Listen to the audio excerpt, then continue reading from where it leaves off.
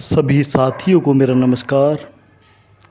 साथियों, जीवन के अनसुलझे रहस्य, यह चर्चा आगे बढ़ाते हैं। क्या आप अपने को जानते हैं? नाम जानते होंगे अपना, घर जानते होंगे या पिता का नाम जानते होंगे, अपनी पदवियाँ उपाधियाँ जानते होंगे, अपनी डिग्रियां जानते होंगे। मैं यह हूँ या मैं वह हूँ ये जानते होंगे। यह सारा परिचय वस्त्रों से ज़्यादा गहरा नहीं है, लेकिन कपड़ों के भीतर कौन छिपा है। कपड़ों से ज़्यादा हमारी कोई पहचान नहीं है। एक कहानी मुझे स्मरण में आती है। एक बार एक महाकवि को एक सम्राट ने आमंत्रित किया था भोजन के लिए। गरीब था वह कवि, बहुत फटे पुराने उसके वस्त्र थे। उसके मित्रों ने कहा, इन वस्त्रों से मत जाना, वहाँ कोई न पहचानेगा तुम्हें, क्योंकि दुनिया में वस्त्रों के सिवाय और कोई पहचान नहीं। लेकिन वह कवि न माना। उन्हीं फटे पुराने वस्त्रों में राजा के महल चला गया। द्वारपाल ने धक्के देकर बाहर निकाल दिया। उसने बहुत कहा कि मैं राजा का मित्र हूँ और आमंत्रित हूँ राजा के यहाँ। द्वारपाल ने कहा, भाग जाओ, नहीं तो पागल खाने का रास्ता दिखाना पड़ेगा। तुम और राजा के मित्र, थोड़ी शर्म भी नहीं आती? जरा अपनी शकल किसी दर्पण में देखो जाकर। मजबूरी उसे वापस लौटाना पड़ा। मित्रों ने कहा, तुम गलती में हो, वस्त्र पहचाने जाते हैं, वस्त्रों के सिवाय आदमी की कोई पहचान नहीं। तो हम तुम्हारे लिए वस्त्र ले आते हैं। नहीं, वे वस्त्र ले आए कहीं से मांगकर, सुंदर और बहुमूल्य वस्त्र। उस कवि ने उन्हें पहना, बालों की कटिंग कराई, दाढ़ी को साफ कराया और वह वापस पहुंचा। वही द्वारपाल जिसने धक्के दिए थे। पैरों तक झुककर उसने प्रणाम किया और कहा, आए, भीतर आए। भागा हुआ राजा को खबर दी। राजा गले मिला, भोजन पर बिठाया।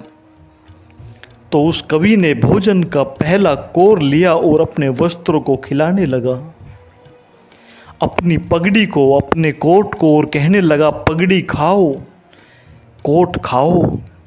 राजा ने कहा, बड़े अजीब आदतें हैं आपके भोजन करने की, ऐसी आदतें तो कभी देखी नहीं। उस कवि ने कहा, मैं तो पहले भी आया था इस द्वार पर, लेकिन वापस लौटा दिया गया। अब जो आए हैं वे वस्त्र आए हैं जिनके कारण मैं भीतर आया हूँ। उनको भूल जाऊं और भोजन करूं तो बड़ी अकृतज्ञता होगी।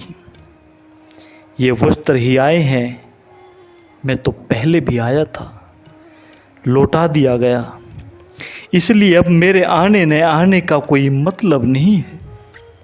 इन वस्त्रों को खिलाना जरूरी है। वस्त्र नाराज हो जाएं तो बड़ी कठिनाई हो जाएगी। हमारी सारी पहचान वस्त्रों की है, अपने संबंध में भी, दूसरे के संबंध में भी। और इन वस्त्रों की पहचान का जो केंद्र है वही अहंकार है, वही ईगो है। हमारा पद, हमारा घर, हमारा नाम, हमारा वंश, हमारा परिवार, हमारा देश, हमारा धर्म, इन सब के वस्त्रों के बीच का जो केंद्र है, मैं इन सब से जो भरता है और परिपूरित होता है, मैं कुछ होता चला जाता है। छोटी सी कुर्सी से बड़ी कुर्सी पर बैठता हूँ तो मैं और बड़ा हो जाता है। थोड़े से धन से बड़ा धन मेरे पास होता है तो मैं और बड़ा हो जाता है। छोटे नेता से मैं बड़ा नेता होता हूँ तो मैं और बड़ा हो जाता है।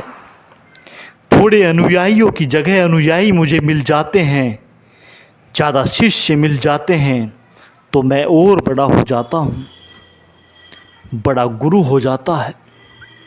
ऐसे में बढ़ता चला जाता है और इकट्ठा होता चला जाता है यह मैं।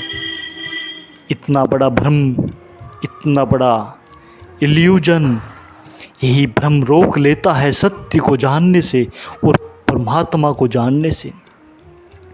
यही मैं का ख्याल रोक देता है उसको जानने से जो मैं हूँ, जो कि सच में मैं हूँ, जो कि असलियत में मैं हूँ।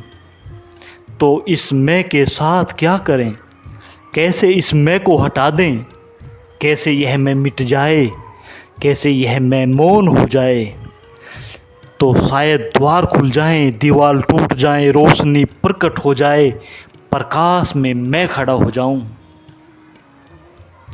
यह मैं की जो दीवार है, जो मुझे चारों तरफ से घेरे हुए है और बांधे हुए है, इसके भीतर मैं बंद हूँ।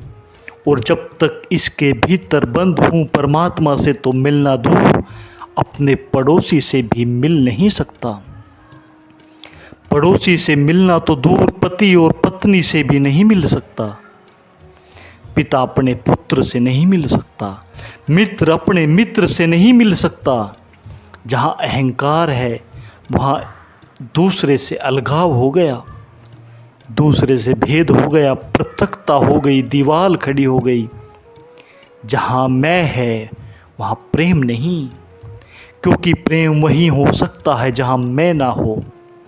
और जहाँ मैं है वहाँ कोई प्रार्थना नहीं, क्योंकि प्रार्थना भी वहीं हो सकती है जहाँ मैं ना हो। मैं का न हो जाना ही प्रेम है, और मैं का न हो जाना ही प्रार्थना है, और मैं का न हो जाना ही परमात्मा का अनुभव है। लेकिन यह मैं न कैसे हो जाए। पिछली चर्चा में मैंने आपसे कहा विश्वास छोड़ दें और विचार को जन्माएं। फिर मैंने चर्चा में कहा भय छोड़ दें और अभय को पैदा करें। और अब इस अंतिम चर्चा में मैं आपसे कहता हूँ कि मैं को छोड़ दें, तब जो शेष रह जाएगा वही वास्तविक होना है, वही सत्य है, वही ईश्वर है। उसे कोई और नाम दे दें, उससे कोई भेद नहीं पड़ता। यह कैसे मैं न हो जाए, क्या करें। बड़ी कठिनाई यही है कि आप जो भी करेंगे उससे मैं नहीं मिटेगा, क्योंकि करने वाला मैं ही हूँ। तो मैं जो भी करूँगा उससे मैं नहीं मिटेगा। मैं जो भी करूँगा उसमें मैं भरेगा, मजबूत होगा। इसीलिए विनम्र आदमी जो कहता है कि मैं ना कुछ हूँ, मैं तो कुछ भी नहीं, आपके पैरों की धूल, उसकी आँखों में झांक कर देखें, वह कह रहा है कि मैं कुछ हूँ। विनम्र आदमी की अपनी अहमता है, अपनी ईगो है, अपना अहंकार है। अगर उससे आप कह दें कि तुमसे भी बड़ा एक विनम्र आदमी है हमारे गांव में, तो आपको पता चल जाएगा, वह कहेगा ऐसा नहीं हो सकता कि मुझसे भी बड़ा कोई और विनम्र हो।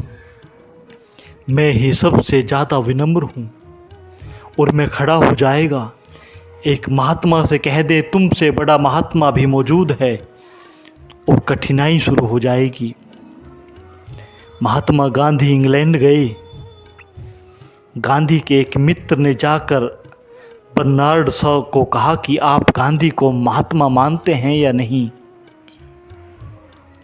जैसी बर्नार्ड शॉ की हमेशा की आदत थी, उसने कहा मानता हूँ, ज़रूर मानता हूँ, लेकिन नंबर 2, नंबर 1 मैं हूँ। 2 महात्मा हैं इस दुनिया में, एक यह मोहनदास करमचंद गांधी और एक बर्नार्ड शॉ। लेकिन बर्नार्ड शॉ नंबर 1 और मोहनदास करमचंद गांधी नंबर 2। नंबर 2 है तुम्हारा महात्मा, थोड़ा छोटा है। ऐसे 2 ही महात्मा हैं, लेकिन मैं नंबर 1 हूँ। जिन्होंने कहा था वे बहुत हैरान हो गए। उन्होंने जाकर गांधी को वापस कहा कि बर्नार्ड शो तो बड़ा अहंकारी मालूम होता है, अपने ही मुंह से कहता है कि मैं नंबर 1 महात्मा हूँ। गांधी ने कहा, वह आदमी बड़ा सच्चा है। मन में तो सभी के यह होता है कि मैं नंबर 1 हूँ, लेकिन लोग छिपाए बैठे रहते हैं। वह सीधा और साफ है, जो सीधी बात थी उसने कह दी। हर आदमी के मन में यह होता है कि मैं नंबर 1 हूँ, लेकिन छिपाए बैठा रहता है, उसे किसी से नहीं कहता। असल में एक बड़ा मजाक है। जैसे अरब में एक मजाक है कि भगवान जब लोगों को बनाकर दुनिया में भेजता है तो एक बड़ा मजाक कर देता है हर आदमी के साथ। जब उसे बनाकर दुनिया में धक्के देने लगता है तो उसके कान में कह देता है कि मेरे मित्र, तुमसे अच्छा आदमी मैंने कभी नहीं बनाया। और वह हर एक से कह देता है यही मुश्किल है, और हर एक आदमी को यही ख्याल पैदा हो जाता है।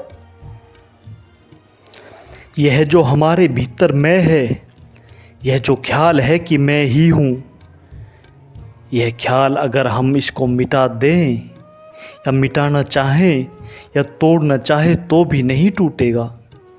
तब यह ख्याल पैदा हो जाएगा कि मैं विनम्र हूँ, मैं अहंकारी नहीं हूँ, लेकिन मैं मौजूद रहेगा। 2 रास्ते हैं आदमी के सामने, या तो इसको भरें, दौड़ें, राज्य जीतें, धन जीतें, यश जीतें और इस मैं को भरें, तो भी यह कभी नहीं भर पाता। यह थोड़ा समझ लेने जैसा है, यह कभी भर नहीं पाता। सिकंदर सारी दुनिया जीत ले तो भी नहीं भर पाता।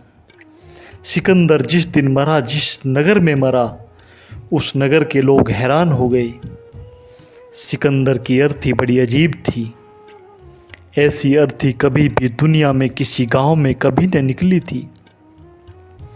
उसकी अर्थी के बाहर दोनों हाथ लटके हुए थे नीचे। लोग बड़े हैरान हो गए कि यह क्या कुछ भूल हो गई, लेकिन भूल कैसे हो सकती थी। और सिकंदर की अर्थी थी किसी सामान्य भिखमंगे की, सामान्य आदमी की तो नहीं। और हाथ दोनों बाहर लटके हुए थे, सबको दिखाई पड़ते थे। भूल कैसे हो सकती थी? तो लोग पूछने लगे, क्या है ये, हाथ बाहर क्यों हैं? सभी अर्थियों के हाथ तो भीतर बंद होते हैं।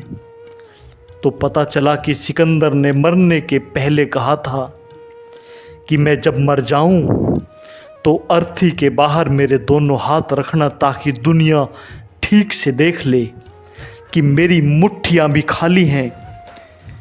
मैं भर नहीं पाया, दौड़ा बहुत कोशिश की मैंने कि भर लूं। जो मेरे भीतर उठा था, मेरा अहंकार पूरा हो गया, लेकिन नहीं पूरा हो सका। सिकंदर का नहीं हुआ, किसी का कभी नहीं हुआ। अहंकार पूरा नहीं होता। क्यों? कुछ कारण हैं। एक फकीर के पास एक युवक पहुंचा और उसने कहा कि मैं चाहता हूं कि या तो मेरा अहंकार पूरा हो जाए तो मुझे छुटकारा मिले, या फिर मेरा अहंकार से ही छुटकारा हो जाए। 2 में से कोई भी रास्ता बता दो।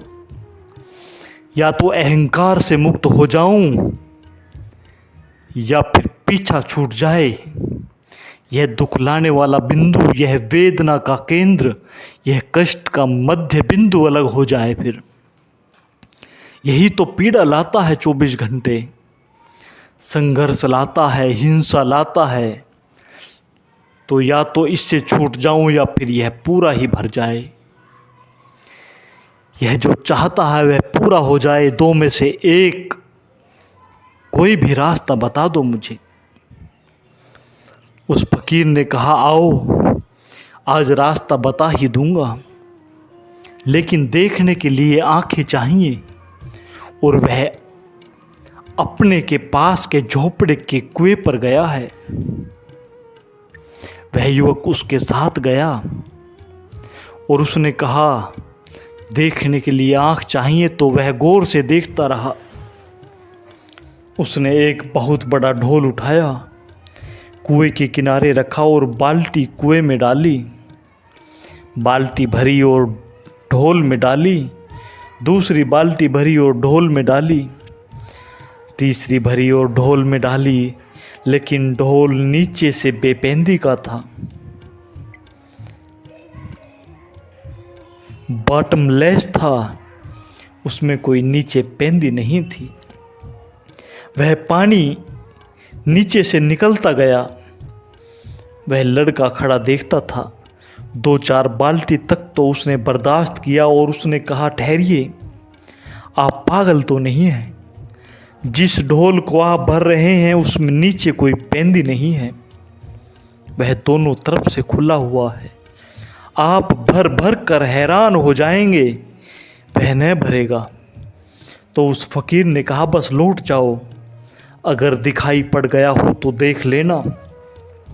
अहंकार खाली शून्य है, उसमें कितना भी भरो कुछ भी नहीं भरेगा, उसमें कोई पेंदी नहीं है। अहंकार एम्प्टीनेस है। अहंकार नथिंगनेस, ना कुछ हवा, खाली जगह है, उसमें भरो कुछ भी न भरेगा। कितना ही भरो, सारी दुनिया डाल दो उसमें, भर कर पाओगे वह खाली मिलेगा। उस फकीर ने, तुझे तो यह दिखाई पड़ गया कि यह पागलपन है। जिस चीज़ में मैं पानी भर रहा हूँ अगर उसमें पेंदी नहीं है तो यह पागलपन है, ये तो तुझे दिखाई पड़ गया। लेकिन क्या तूने कभी खोजा कि अहंकार में कोई पेंदी है? क्या कभी तूने खोजा कि अहंकार में कुछ भरा जा सकता है? जा और अब खोज अपने भीतर की अहंकार क्या है।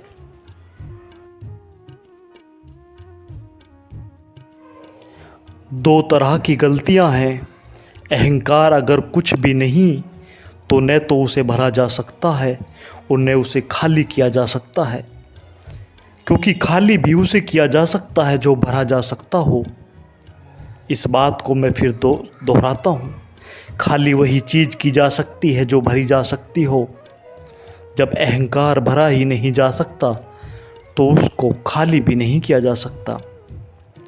दो तरह की नासमझियाँ हैं जो दुनिया में चलती हैं, अहंकार भरने की नासमझी और अहंकार खाली करने की नासमझी। एक का नाम भोग है और एक का नाम त्याग। दोनों नासमझियाँ हैं। फिर अहंकार के साथ क्या किया जा सकता है? जो पहली चीज़ की जा सकती है वह यह है कि उसे खोजा जा सकता है कि वह है या नहीं। पहली चीज़ है, जाना जा सकता है कि अहंकार क्या है। और बड़े आश्चर्यों का आश्चर्य है कि जो उसे जानने जाता है वह पाता है कि वह है ही नहीं। जो उसे भीतर खोजने जाता है वह पाता है कि वह है ही नहीं। और जिस क्षण यह पा लिया जाता है कि अहंकार नहीं है, उस क्षण जो शेष रह जाता है वही परमात्मा है। उस क्षण जो शेष रह जाता है वही आत्मा है।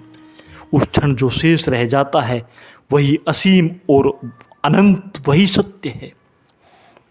अहंकार को न तो भरना है न छोड़ना।